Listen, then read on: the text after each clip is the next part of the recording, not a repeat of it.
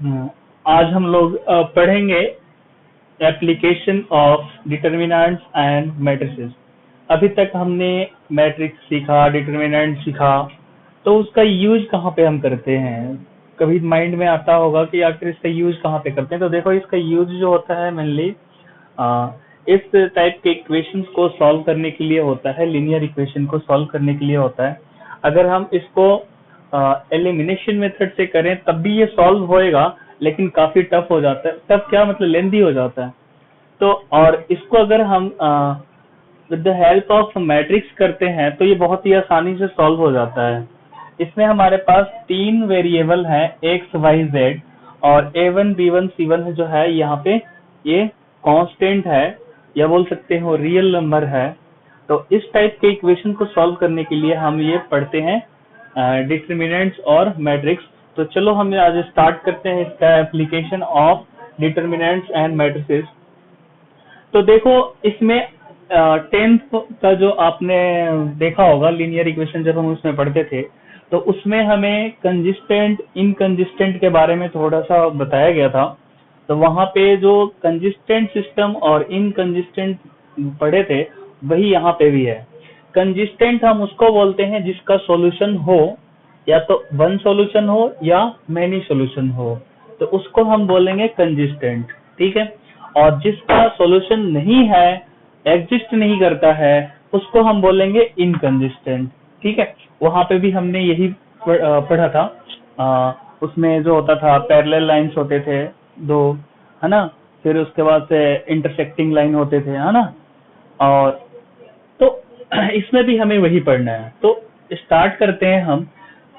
इस एक्सरसाइज में हमें इस टाइप के कुछ इक्वेशन दिए रहेंगे, लीनियर इक्वेशन, और उसको हमें सॉल्व करना होगा यूजिंग मैट्रिक्स मेथड। इस मेथड को हम मैट्रिक्स मेथड बोलते हैं। अब देखो, इसको सीखने के लिए हमें किन चीजों पे ध्यान देना है। इसमें दो केसेस हो सकते हैं। ठीक है, दो केसेस होंगे। उससे पहले मैं ये बता देता हूँ कि इस टाइप के जो भी हमें इक्वेशन दिए रहेंगे, उन इक्वेशंस को पहले हम इस फॉर्मेट में लिख लेंगे। लेट ए इक्वल टू जो हमारा मैट्रिक्स बनेगा वो इन्हीं से कलेक्ट करके बनेगा। जैसे कि यहाँ पे देखो, इस कॉलम में जो A1 A2 A3 लिया गया है, वो सारे के सारे x के कोफिशिएंट है। तो x के कोफिशिएंट कॉलम 1 में आ जाएंगे, y के कोफिशिएंट कॉलम 2 में आ जाएंगे, और z के कोफिशिएंट कॉलम 3 में आ जाएंगे। ठीक है।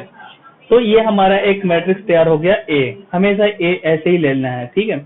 उसके बाद से एक हम capital X equal to matrix तैयार कर रहे हैं, और ये कहा क्या होगा, एक्स वाई जेड, ये हमारा एक्स वाई जेड हम हर भर लेंगे।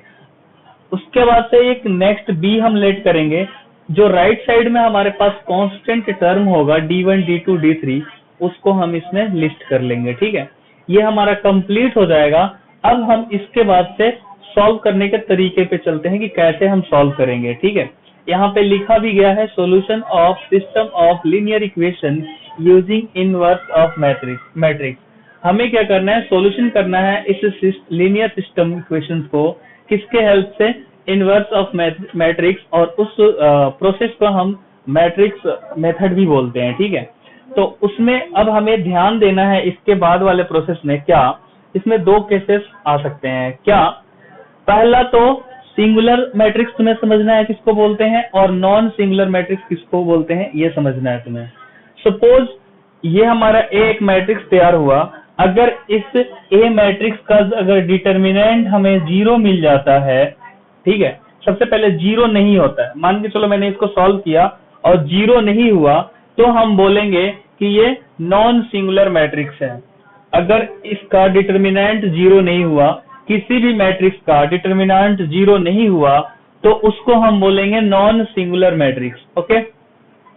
यदि डिटर्मिनेंट 0 हो गया, determinant of A equal to 0, तो उसको हम बोलते हैं सिंगुलर मैट्रिक्स। ये दोनों क्लियर हो गए।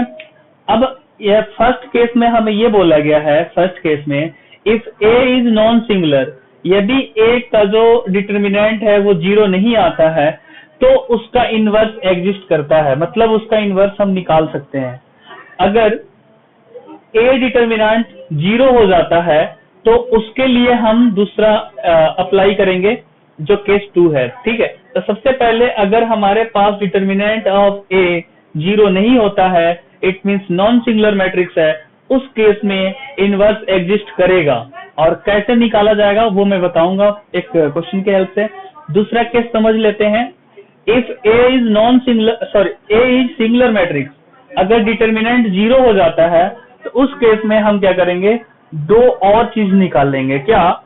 एडजॉइंट ऑफ ए निकाल करके बी मैट्रिक्स के साथ मल्टीप्लाई करेंगे। इसका एडजॉइंट निकाल करके और बी मैट्रिक्स के साथ मल्टीप्लाई करेंगे और देखेंगे कि 0 आ रहा है कि नहीं आ रहा है। अगर 0 नहीं आता है तो उसका सॉल्यूशन एग्जिस्ट नहीं करेगा, उसका सॉल्यूशन नहीं होगा। ठीक है, और तब हम उस इक्वेशन को बोलेंगे कि ये इनकंसिस्टेंट है। ओके, और यदि वो 0 आ जाता है तो हम बोल सकते हैं कि इसका जो है इनफाइनाइटली मैनी सॉल्यूशन हो सकता है या नो सॉल्यूशन हो सकता है। हो सकता है कि एक से अधिक सॉल्यूशन हो या फिर सॉल्यूशन हो ही ना।